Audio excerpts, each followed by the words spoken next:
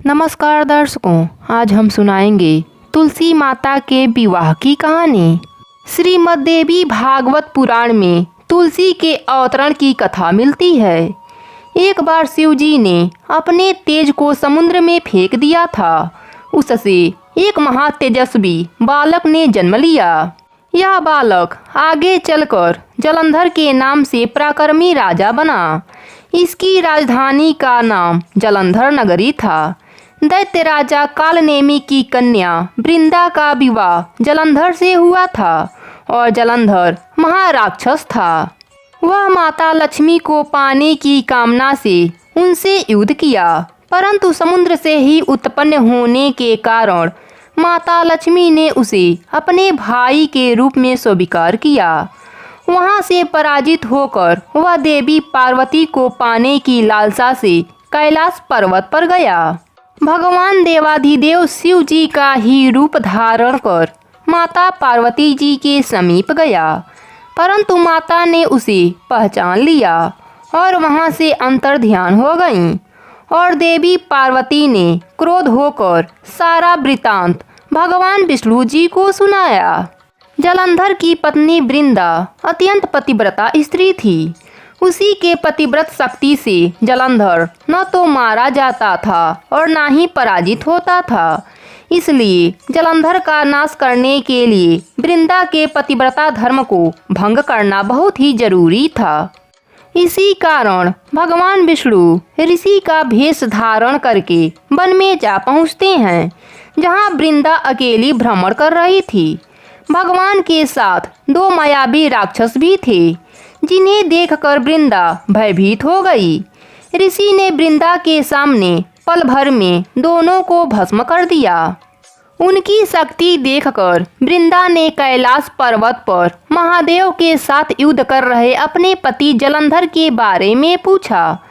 ऋषि ने अपने माया जाल से दो बंदर प्रकट किए। एक बंदर के हाथ में जलंधर का सिर था और दूसरे हाथ में धड़ था।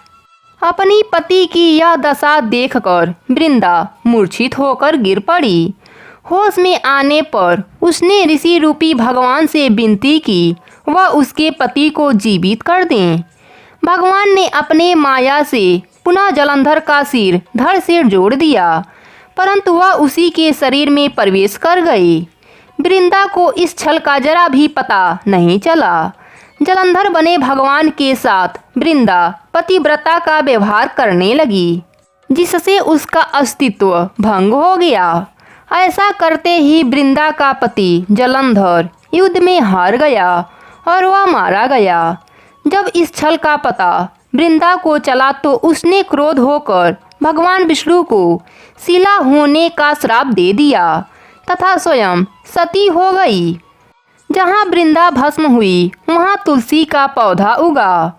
भगवान विष्णु ने वृंदा से कहा, हे वृंदा, तुम अपने अस्तित्व के कारण मुझे लक्ष्मी से भी प्रिय हो गई हो। अब तुम तुलसी के रूप में सदा मेरे साथ रहोगी। जो मनुष्य देव उठनी एकादशी के दिन मेरे शालिग्राम रूप के साथ तुलसी का विवाह करेगा, उसे इस लोक और परलोक में यश कीर्ति प्राप्त होगा। जिस घर में तुलसी होती है वहाँ यम के दूत भी असमय नहीं जाते हैं। गंगा व नर्मदा के जल से स्नान तथा तुलसी का पूजन बराबर फल देता है। चाहे मनुष्य कितना भी पाप क्यों ना किया हो, परंतु मृत्यु के समय गंगा और तुलसी दल मुख में रख लेने से वह पापों से मुक्त होकर वैकुंठ को प्राप्त होता है। जो मनुष्य तुलसी के छाया में अपने पितरों का श्राद्ध करता है, उसके पितर मोक्ष को प्राप्त होते हैं। जय हो विष्णु भगवान की, जय हो तुलसी माता की।